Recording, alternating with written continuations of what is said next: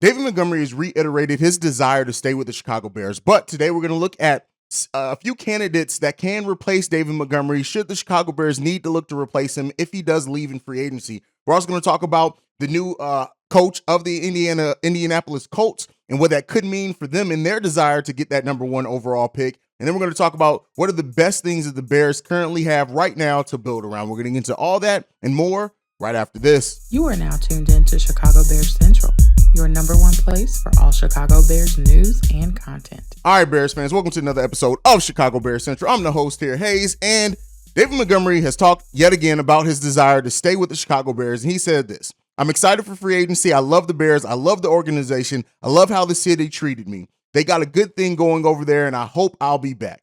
I really just try to see where I am now, not trying to look too far ahead. I just try to take it one day at a time and be present with where I am, be where my feet are." And so we all know that there is a common desire from the Bears front office and David Montgomery to get a deal done in this offseason. Now, as I've said before, always with any free agent, it's really about finding the number that works for the team and whatever their future financial situation is, and what for the player to feel some sense of security in that contract, especially in the NFL.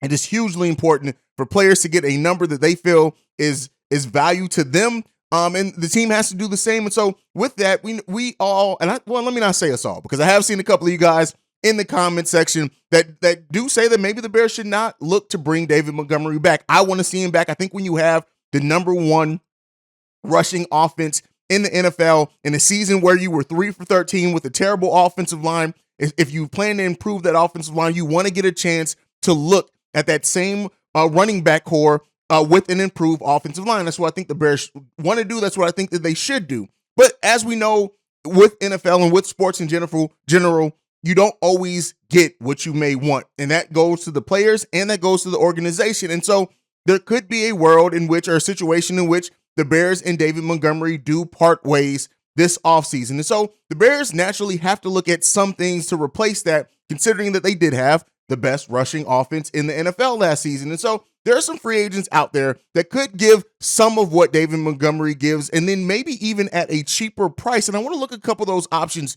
here today. Again, this is not me saying that I do not want David Montgomery back. I want David Montgomery back in the Chicago Bears uniform. That's my personal opinion. I want to hear from you guys on if you want to or not. But one of the options that the Bears could look at is Jamal Williams. Now, Jamal Williams is a player that, no, I don't think he's necessarily as good as David Montgomery, but we know Khalil Herbert is a big play waiting to happen at any point in time. If you add Jamal Williams to that, you could get somebody who is great in pass protection. That's where Khalil Herbert struggles. He signed last year for only $3 million. His projected salary this year is $4 million. So the Bears could throw him a couple of extra million and still be considerably probably under what David Montgomery is going to want in his contract next season. And Jamal Williams, 27 years old, he ran 262 times last season for 1,066 yards with 17 touchdowns, and he averages 4.1 yards per carry last season. So again, this is a player that the Bears could look at. I'm not saying that he automatically replaces everything that we get from David Montgomery. I'm not saying that. Could he? There's definitely a potential for that, but I'm not ready to say that he's going to do that for sure. So it is something that a player that the Bears could look at. Again, saves them considerable money if they, at least on paper, saves them a considerable money that the Bears could then use to go other places. But you still bring in a running back who has shown the ability to do good things. He's also great in in pass protection, which is what you want from a running back, especially when you have Justin Fields. And part of the goals of this offseason are to improve the pass protection with Justin Fields.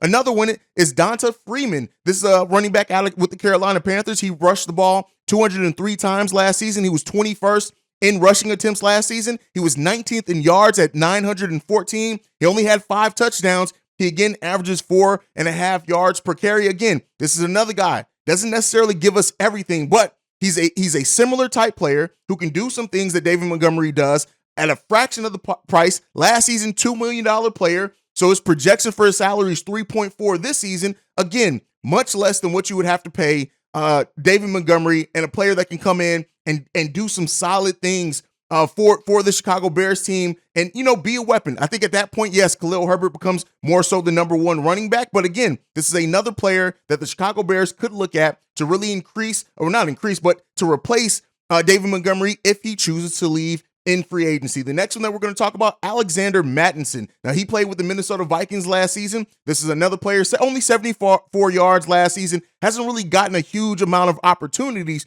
He averaged 3.8 yards per carry last season, 5 touchdowns. But again, this is somebody who you can come in. He could be a diamond in the rough. Ryan Poles loves his prove it type deals. Now, a lot of those did not work out, but if they do lose David Montgomery and they realize that a huge number of touches comes up, he's a perfect scheme fit for what we do. And he was actually compared to David Montgomery coming out of the draft. So it's another interesting point that the Bears could go towards if they decide to do it. So we'll see. We'll see. He Madison actually went the same round, but 30 picks after David Montgomery. So again, another player that you could look at. Not necessarily saying with any of these, I'm not saying that these are players that the Bears should be like, hey, we don't have to sign David Montgomery because we can go after such and such. Not saying that, but I am saying that these are potential replacements for David Montgomery with a considerable cost savings there that you could get something. And the next one up is Devin Singletary. He played in Buffalo last season, 5'7", 203 pounds. He ran the ball 177 times last season for 819 yards, 4.6 yards per carry, and 5 touchdowns. Another guy who can come in, do some things for the Chicago Bears. Same draft class as David Montgomery as well. He also has the ability to catch the ball out of the backfield. Doesn't necessarily have the best type of pass protection that you may want there. But again, dangerous in the red zone as well. And, considering that it's a nice fit, that what we're looking for here would be a fit next to Khalil Herbert. He's absolutely somebody that the Bears could take a look at that could give us that option. Now, the next one is not an option that I'm too high on, and this is Mark Ingram, older player. Definitely not going to get the money that David Montgomery can get, but still a solid producer. Again, at that point, Khalil Herbert is absolutely your clear-cut number one. You're using that guy. You'll be using him to come in and just complement Khalil Herbert. But again, another player that I'm not as high on that one as I am the other ones, just because of the youth aspect with the other players.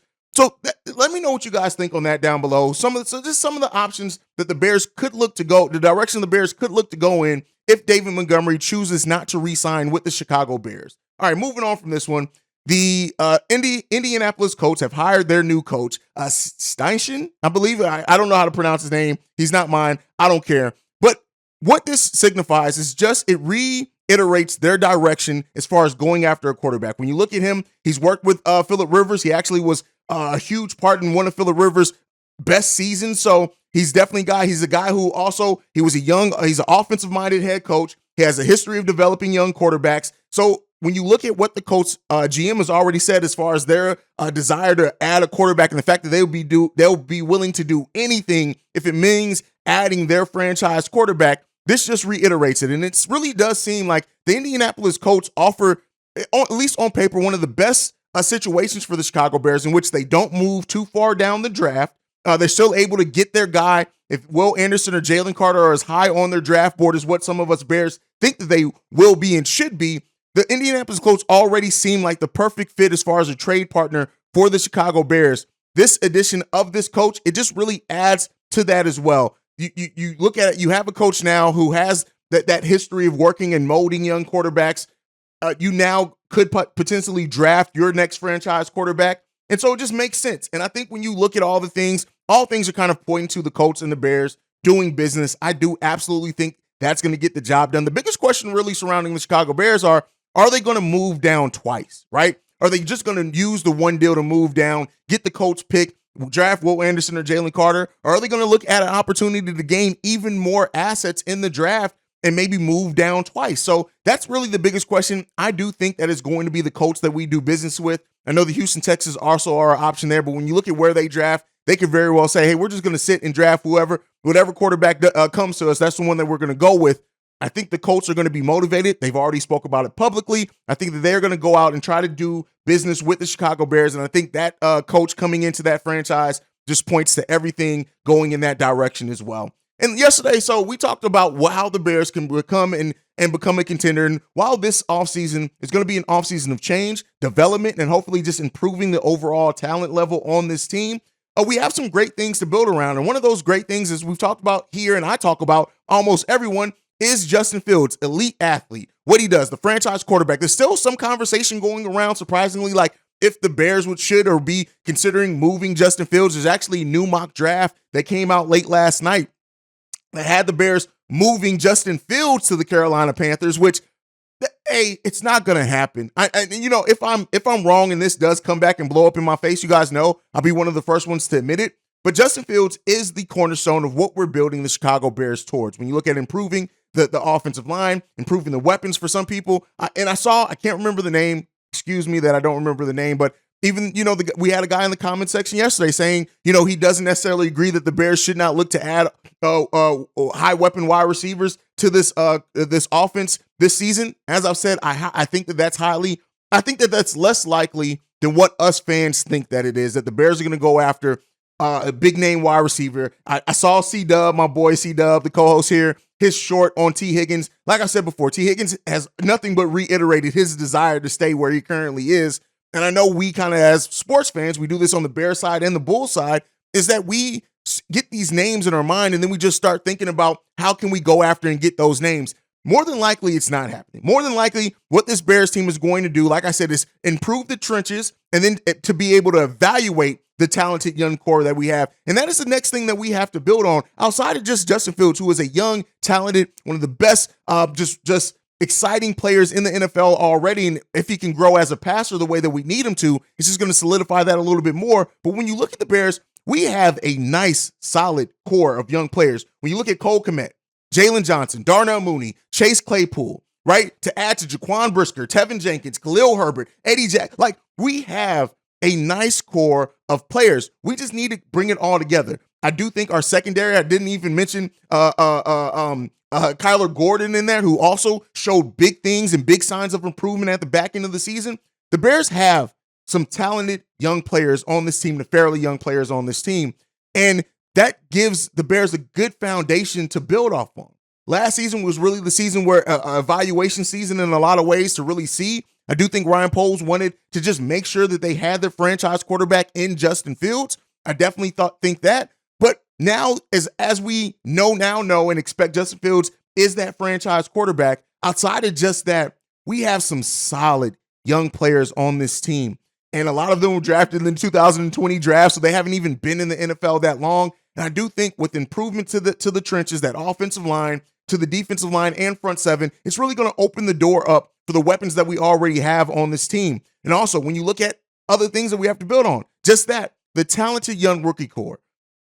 Ryan Poles did a really good job in his first draft. When you look at Kyler Gordon, when you look at Jaquan Brisker, when you look at Braxton Jones, Valius Jones still has a lot to show. Dominique Robinson showed some flashes at least as a rotational piece. And then you have Jack Sanborn, the undrafted rookie who came in and established himself as a starter, as a rookie, and then led the NFL in tackles in the time that he did start. Those things, when you look at also Jalen Jones, right? Those things, he did a really solid job. And if those players make considerable improvements from year one to year two, it's just going to make that look that much better in a time where you can build towards the future with this draft class that we're going to have coming up. And then the next big piece that we have is Matt Eberflus. I like this guy. I like head coach Matt Eberflus a lot. I like the hits principles. I like that concept. I like how disciplined we were as a defense to start the season. I want to see us get back to that. But just also the vision, the empowering young players, the putting the young players in positions to earn starter spots, right? To earn spots in the rotation. He did that in a way that we haven't really seen in the Chicago Bears organization in a while. I'm really high on head coach Matt Eberflus now. Also, a lot of us were really high on Matt Nagy after his first year. So we have to continue to monitor it and watch it. But I do think that if we look at some of the things that point towards things changing for the Chicago Bears, Ryan Poles and Matt Eberflus are definitely towards the top of those lists because Ryan Poles, no, not everything worked. It's never going to be an offseason probably where every single move or deal that Ryan Poles gives or player that he drafts works out. But to change the culture here in Chicago in a 3-13 season, and what they did, like is huge. And so I really like, and I said 3-13 is 3-14, but I really do like just the culture that we're building here. And I do think that culture can be a winning culture. We just need to continue to develop what we have here and the talent and the situations. And we need to see also Luke Getsy. Now, notice I did not say Luke Getsy, did not say either our offensive or defensive coordinators, because I do need to see more from them. And I think we will with an improved roster too. It's another season to evaluate them as well. But overall, I'm really high on where the Chicago Bears are going, the direction we're going, and I can't wait to see. It's going to be an exciting offseason. We went over the dates yesterday. It's going to be a lot of content dropping right here at Chicago Bears Central, so make sure you guys are tuned in. But that is it for me for today. Make sure you follow the show at Chi Bears Central. You can also send us any feedback, questions, comments, concerns, chicagobearcentral@gmail.com. And then lastly, if you want to leave us a text message and or voicemail for our mailbag episodes that go down on Fridays, the number to do so, 773-242-9336. We are the number one spot for everything Chicago Bears related, and like I like to end everything on Bear Down. Love you guys. Peace, y'all. This has been a presentation of the Break Media.